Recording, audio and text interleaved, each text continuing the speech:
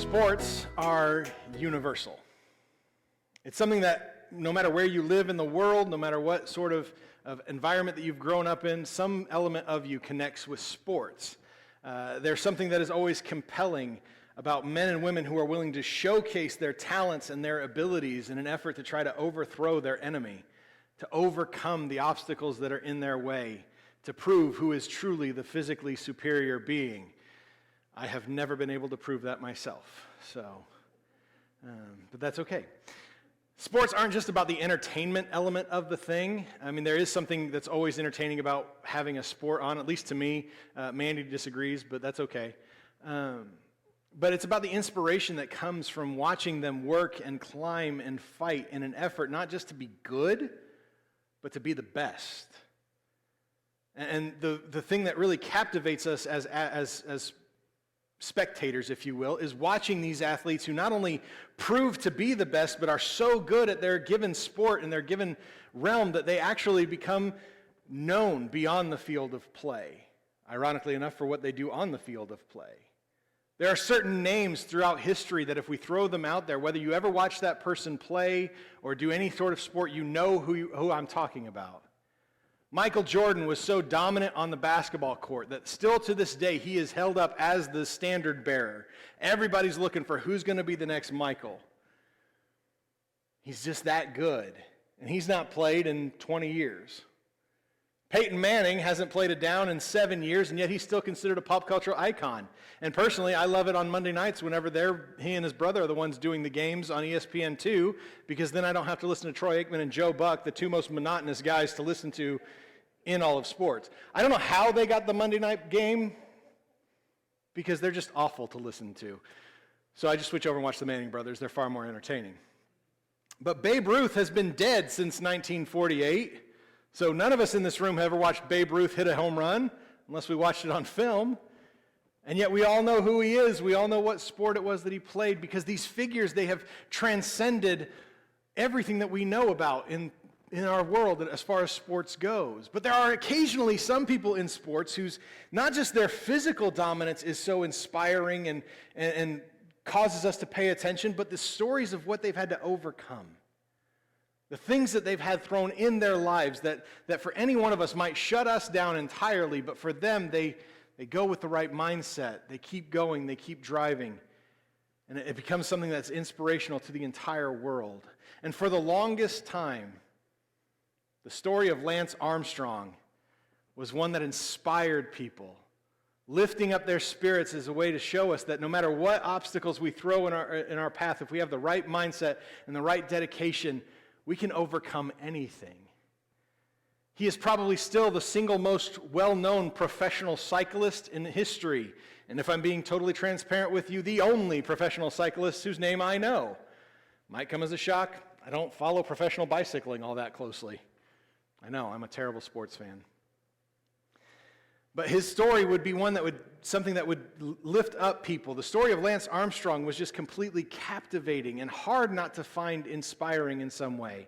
Lance first became prominent in the world of sports in 1996 when he became the first American ever to win the La Flèche Wallonne, and I'm certain I mispronounced that because I don't speak French. I took one semester of French, I got a B+, and then I got out of there. But he would actually go on to represent the United States for cycling in the 1996 Olympics. But that following October, Lance Armstrong would receive word that he would be diagnosed with advanced testicular cancer. And that cancer had spread to his lymph nodes, his lungs, his abdomen, and even into his brain. Essentially, Lance Armstrong was given a death sentence. His doctors told him, not only are you never going to be a professional cyclist again, you're going to be lucky to live for the next year or so. But Lance Armstrong had this determination. He had a mindset that he wasn't going to let this diagnosis hold him back. When he announced to the world this diagnosis, he said, and I quote, "I intend to beat this disease. And further, I intend to ride again as a professional cyclist." He would go on to establish the Lance Armstrong Foundation, which would later become known as Live Strong. They would begin to sell these yellow bracelets that you would see everywhere as a way to kind of garner funds to be able to give towards research and development and to support cancer patients who were undergoing the same things as Lance. And amazingly, in 1997, after his cancer had entered into remission, Lance would again become a professional cyclist. And not only would he be back in the world of professional cycling, he would be better than ever. Because in 1999, just 3 years removed from this death sentence, he would go on to win his first ever Tour de France, achieving the goal of every professional cyclist. He would be one of the first Americans to ever make it that far, let alone to win the whole thing. He overcame all of it, and he was thrust into the public spotlight because how can you not be moved by the story of a guy who not only is diagnosed with cancer, but overcomes that and goes on to win the highest title in his profession?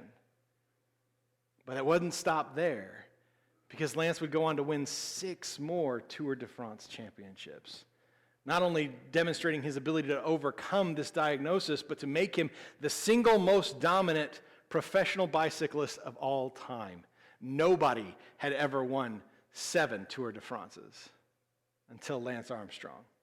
And after winning his 7th and final one, Lance Armstrong would announce his retirement from the world of bicycling, deciding to retire at the top of his field. But that's when things began to take a slight turn in the story of Lance Armstrong. See, the issue of performance-enhancing substances had been thrust into the public limelight. We began to hear story after story of at least suspected athletes who might be doping as a way to kind of enhance their abilities on their field of play. It was particularly huge in baseball at the time. Though, I mean, if anything you can do to make baseball more interesting, I'm all for, but, not a baseball fan, sorry. But anyway, it became the hot-button issue of sports, and there began to be accusations that Lance Armstrong might be taking performance-enhancing substances. He was so dominant a cyclist that the only excuse that people had was, well, surely he's on the gas. It was brought to his attention, and Lance responded by saying, and I quote, "If you consider my situation, a guy who comes back from arguably, a death sentence, why would I then enter into a sport and dope myself up and risk my life again? That's crazy. I would never do that. No way." End quote. But the accusations didn't stop there. In 2010, Lance Armstrong decided to come out of retirement, something that a lot of professional athletes do.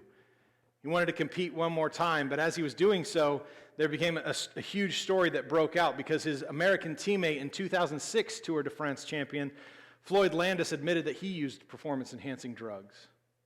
And he would go on to single out certain of his teammates that had also been doping. And one of the names that he said was Lance Armstrong. Lance would continue to deny these sorts of things, and suddenly the story wasn't about the inspiration of Lance Armstrong's story. It wasn't about his physical dominance as a bicyclist. It wasn't even about the idea that the greatest of all time would come out of retirement for one more round. Now suddenly everything that was talked about with Lance Armstrong was about these questions.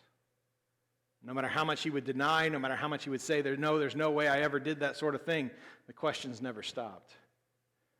Until finally in 2013, in an interview with Oprah Winfrey, Armstrong finally admitted to the world that yes, in fact, he had used performance-enhancing drugs. In fact, he went on to mention that he had not won any of his Tour de France championships without doping. That they had always been a result of what he had taken, what he had put in his body. The sports world, and really parts of the world collectively, were absolutely stunned. Because here was this person who had overcome every obstacle, this inspiration to millions of people, admitting that he didn't get there on his own, admitting that he had done something to give himself an advantage, admitting that he had cheated to be able to attain the goals that he had. Not only would Lance lose out on all sorts of endorsement deals and licensing issues and all sorts of revenue that was coming his way, but he would also be stripped of several titles, including all 7 of his Tour de France championships. His name would be completely tarnished. His legacy would be forever changed. The thing that had made him such a worldwide figure was now turning its back on him. He would never be viewed the same way by anyone ever again. See, here's the thing. No matter who it is that you find to be an inspiring figure or somebody that you look up to, at the end of the day, they're human. And as you and I know, some of us very well, human beings are prone to fail, to fall. You know that, and I know that because we do that in our own lives, don't we? There are times where the person I'm most disappointed in the world with is me.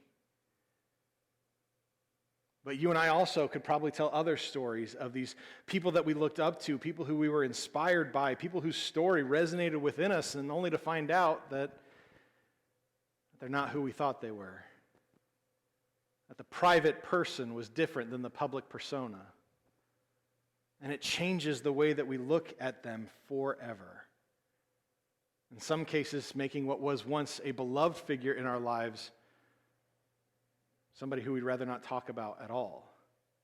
The legacies that these people have worked so hard to build up is forever stained because of their actions, because of what they tried to keep private, because of the ways that they did things that seem so out of character for them. And it changes the way that we view them forever. Solomon was working on one of, if not the absolute greatest legacies, not just of the king of Israel, but as a political, as a member of the people who reign of all time. He was beginning to build a legacy that would be talked about forever, that everybody would be compared to. He was going to be the Michael Jordan of kings. In fact, we talked a little bit about how that legacy began to grow last week. As Solomon was presented with a situation that was emotionally charged, that was difficult for anybody to be able to process or to understand. And yet because of the wisdom that God had blessed him with when Solomon asked for it, Solomon was able to discern an undiscernible situation, to diffuse a situation that nobody else could have possibly done so. Granted, his methods were a little, let's call them unorthodox, but he was still able to find the heart of it. The results spoke for themselves. And that word about what Solomon was able to do and about the wisdom that God had given him would begin to spread throughout the nation. They would understand that our king is a wise king, one that we can turn to and know that we're going to get the right counsel. And it's almost like that incident itself would cause an avalanche of good things, not just for Solomon, but for the entire nation of Israel. The reputation of Solomon and his wisdom would begin to spread, and it would reach places that the nation of Israel had never really been discussed beforehand. And in fact, in 1 Kings chapter 4, verses 29 through 31, we get an indication of how widespread his wisdom would be known.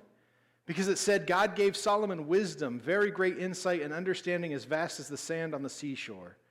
Solomon's wisdom was greater than the wisdom of all the people of the East, greater than all wisdom of Egypt. He was wiser than anyone, wiser than Ethan the Ezrahite, and Heman, Calco, and Darda, the sons of Malhol.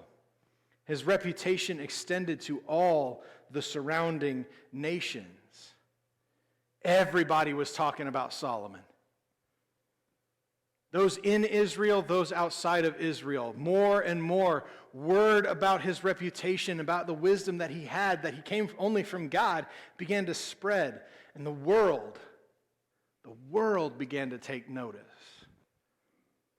Suddenly, every single kingdom wanted to find out if this reputation was earned. They wanted to know if Solomon was truly as wise as what people said they were.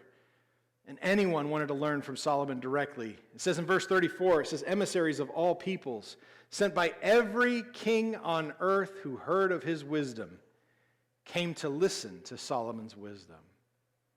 Solomon's reputation for this wisdom was spreading far and wide. And one element that we don't talk about a lot of times when it comes to these kinds of people coming and talking to the king is that at this moment in history, whenever a foreign representative or an emissary from another kingdom would come to visit another king, they would always bring a tribute. Money, livestock, something as a means to show honor, to prove that, hey, I'm not here to hurt you. Here's a gift I've come to bring you. And so not only is this reputation going and it's creating a buzz about Solomon and everything that he's doing, but it ain't hurting the old bank account either.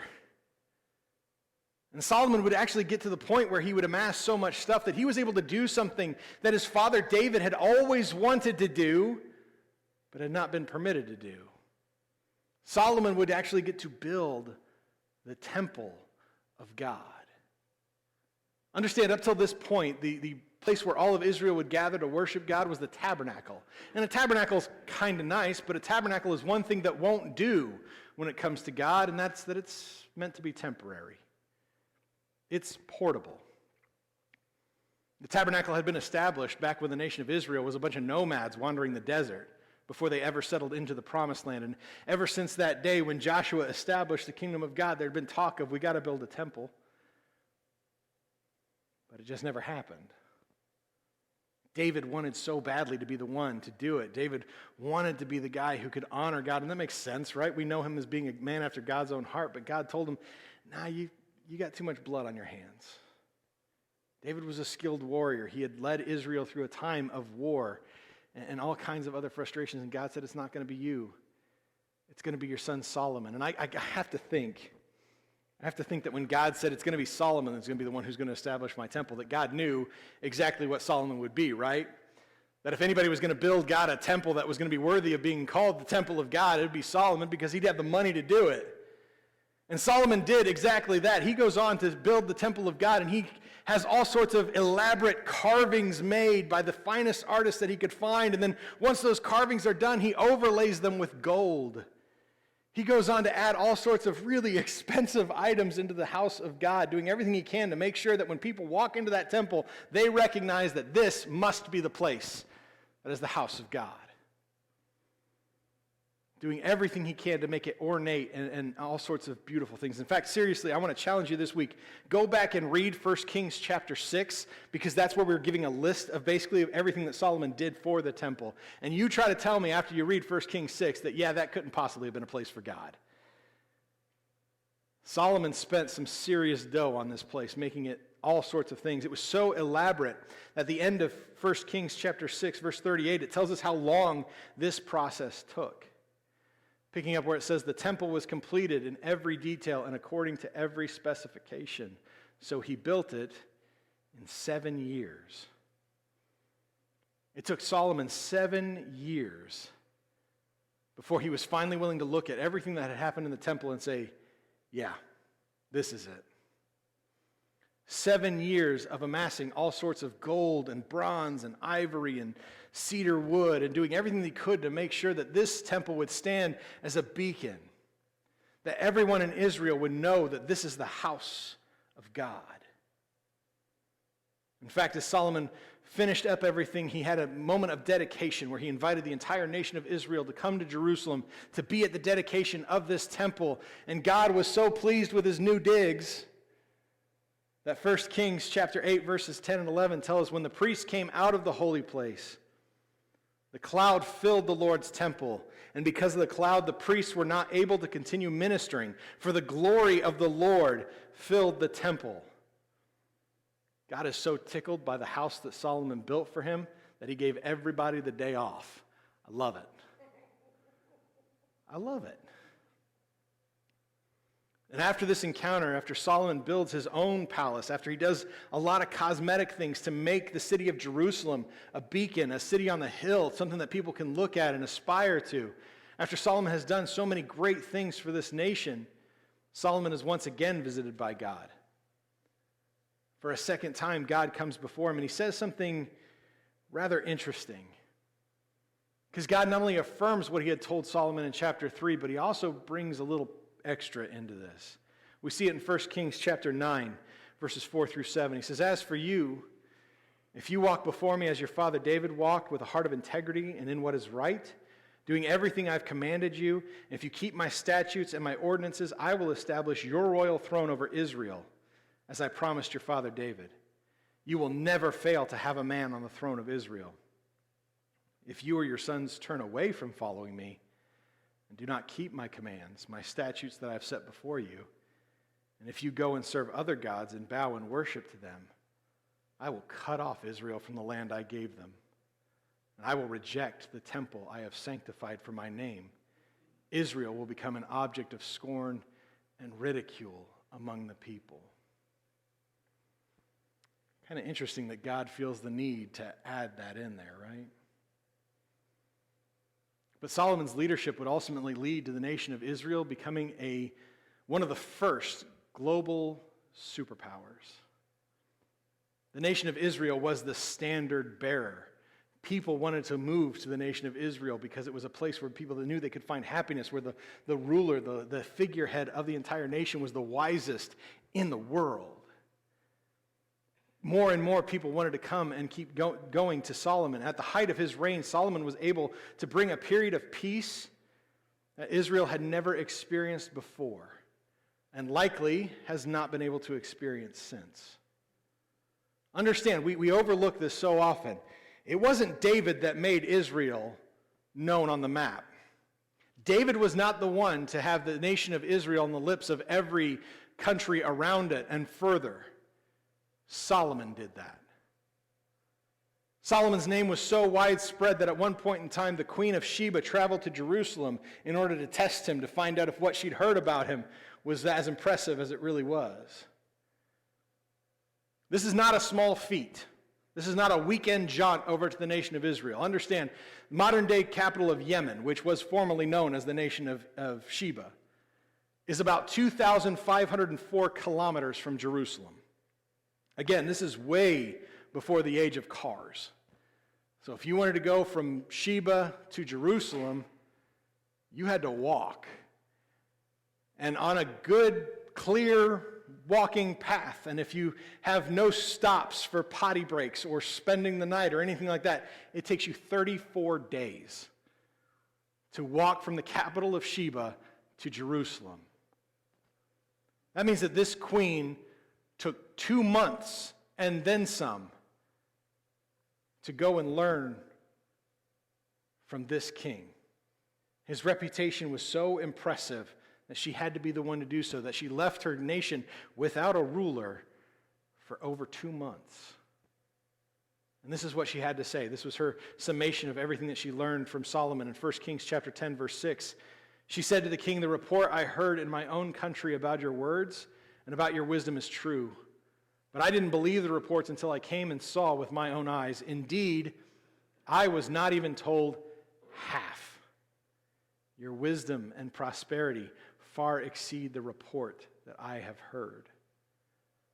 Solomon was a truly impressive king to be around. And more than that, and again, we overlook this idea, but Solomon led the nation of Israel to a time of economic prosperity. The nation of Israel was likely the richest nation in the world during the reign of Solomon. Because 1 Kings chapter 10, verses 14 and 15 give us an idea of the income that Solomon himself had. It says the weight of gold that came to Solomon annually was 25 tons. Besides what came from merchants, traders' merchandise, and all the Arabian kings and governors of the land. 25 tons of gold. And that's not even his full salary. That's Bezos level money. Right? If Solomon was around today, we'd all be rolling our eyes because he's another one of those who's trying to build a spaceship. And then we're all kind of secretly chuckling when that spaceship fails. Sorry, Elon. Anyway. Yet for all of these incredible things, for all the ways that Solomon led the nation of Israel in a way that no other king before and no other king since has ever been able to lead a nation, we don't remember Solomon as fondly as we do David. Right? Most of the time when we talk about the nation of Israel, we kind of equate everything to David. We still consider David to be the standard bearer of what a good king in Israel looks like. We still consider David to be the height of everything, to the point that still to this day we call Jesus the son of David. We don't call him the son of Solomon. Because we'd rather recognize David over Solomon. Why? If Solomon is able to lead the entire nation of Israel to a level of peace that has never before it had never before experienced and hasn't experienced since, if he was able to lead them to a time of economic prosperity that they've never seen since, if Solomon was able to be a leader that was so reputable that other nations had to come and listen to him, and they've never had a leader like that since, then why do we still consider David better? Well, probably because of the way that things ended for Solomon. Probably for some of the ways that Solomon began to make some changes later on in his life. See, really throughout his life, Solomon had a little bit of a problem. Solomon really liked the ladies. And it wasn't just the idea that Solomon had multiple wives. I mean, for crying out loud, Solomon's not the first person in Scripture. He wouldn't be the last person in Scripture to have multiple wives. The real problem came from who constituted those lists of wives. See, in 1 Kings chapter 11, verses 1 and 2, we kind of get pointed out a few things of where Solomon may have gone wrong. It says, King Solomon loved many foreign women in addition to Pharaoh's daughter, Moabite, Ammonite, Edomite, Sidonian, and Hittite women from the nations of which, don't miss this part, from the nations of which the Lord had told the Israelites, you must not intermarry with them, and they must not intermarry with you, because they will turn your heart away to follow other gods. To these women, Solomon was deeply attached in love. So it seems like God had a reason for reaffirming what he told Solomon back in chapters 6 and 7. For reaffirming what he had said to him about not turning his heart away. But here's the thing, a few of them might have been okay. Right? A couple of these ladies being in there, Solomon could probably just say, you know what, I appreciate you ladies, I'm not going to worship those other gods. A couple of voices could probably be pretty easy for Solomon to resist. But then verse 3 tells us he had 700 wives who were princesses and 300 who were concubines, and they turned his heart away. 700 wives, 300 concubines. That is 1,000 different voices in the ear of Solomon. 1,000 different women who grew up in different circumstances, who had followed other gods, pressuring and trying to manipulate their husband or their lover into this idea of following other gods with them. There are a lot of questions I have for Solomon related to this, probably chief amongst them of how do you remember everybody's name? Do they all wear name tags? Do you just call them honey? What would we do here? But 700 wives, 300 concubines, all influencing him towards these false gods, even the strongest. Even the firmest of us rooted in our faith is going to have a really hard time. Is not going to be able to say no forever, is not going to be able to fight this temptation. And over time, they were able to convince him into worshiping gods that were not our God. And more than that, they convinced him to build temples in worship of those gods, inviting others in the nation of Israel to worship false gods. Until finally God comes to Solomon a third and a final time in 1 Kings chapter 11, verse 11, where he says, the Lord said to Solomon, since you have done this and did not keep my covenant and my statutes, which I commanded you, I will tear the kingdom away from you, and I'll give it to your servant. Understand, because again, we overlook this sort of thing. Our hearts can grieve for Solomon and the mistake that he made. We can do that. But this choice that Solomon made of worshiping false gods, this way that he fell away, did not just affect Solomon. It absolutely affected his standing with God. It affected his way of way that people looked at him, for sure. But his fall as the king affected the entire nation of Israel. See, not long after Solomon's death, the nation of Israel would enter into a civil war. A nation that had nothing but peace and prosperity for decades under Solomon. A nation that had never known violence under Solomon would now enter into a brother versus brother war, a battle that would rage on to the point that it would split the once mighty nation of Israel into two nations, neither of which as strong as it was beforehand. It would go on to start a snowball effect that would eventually result in the nation of Israel being so far removed from God because they're following these false idols and false gods that Solomon himself established temples of. That God would finally say, I'm taking this land away from you, and lead them off into captivity. It all stems back from Solomon falling away, and that creating ripple effects throughout the rest of the history of the nation of Israel in ways that they still have not recovered. It would forever taint and stain one of, if not the greatest legacies of leadership ever. We have to be so careful about the ways that we allow the world around us to influence us. There's tremendous temptation, and it's understandable that when the rest of the world is saying that something we know to be wrong is right, or some way that we know to be untrue is truth, it's so easy for us to be swayed by that. Right? Peer pressure is still a very real thing, whether you're in your teens or whether you're in your 80s. It is still possible for us to be influenced by these outside sources. Even the strongest of us is susceptible to falling and failing, including myself. So we have to be careful to guard our hearts, to keep our eyes fixed on Jesus, to chase after what he says matters, to be the kind of people that he calls us to be, regardless as to what the rest of the world is telling us. But not just for our own benefit. Because it seems like every other week, we're hearing story after story of another Christian leader, a pastor, or someone else who experiences a major moral failing. Somebody who was thrust into the spotlight, somebody who was known for their faith, is found out for having an issue of sin and falling away and not being the person who they've tried to portray themselves to be. And when that happens, it doesn't just hurt them. It doesn't just hurt their families. It doesn't even just hurt their churches.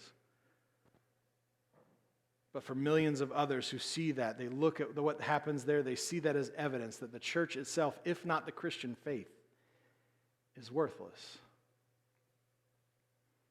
And they may never again consider the idea of following Jesus.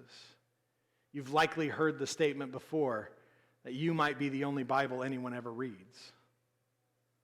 I'm also here to tell you, you may be the main reason why someone refuses to accept Jesus. Because the actions that you take do not line up with that. That's why Paul writes to us in Romans chapter 12, verse 2. He says, "Do not be conformed to this age, but be transformed by the renewing of your mind, so that you may discern what is the good, pleasing, and perfect will of God." Understand, you and I have influences that we don't even know about. You are influencing people that you don't even think that much about. I doubt that Solomon was fully aware. I mean, he'd been warned about it, but I don't think he understood or grasped it, that his actions that he took would drastically affect the entire nation of Israel. The actions that you and I take, the ways that you and I choose to represent Jesus to the world around us, can drastically affect the way that others around you, even those who you never thought beforehand, perceive Jesus. So please be careful. Be mindful of the actions that you take. Be purposeful in the words that you say, because you might be the only Bible anyone ever reads. Solomon probably would have been wise had he had heeded his own words in Proverbs chapter 4, verse 23, and we'll close out with it. He said, "Guard your heart above all else, for it is the source of life."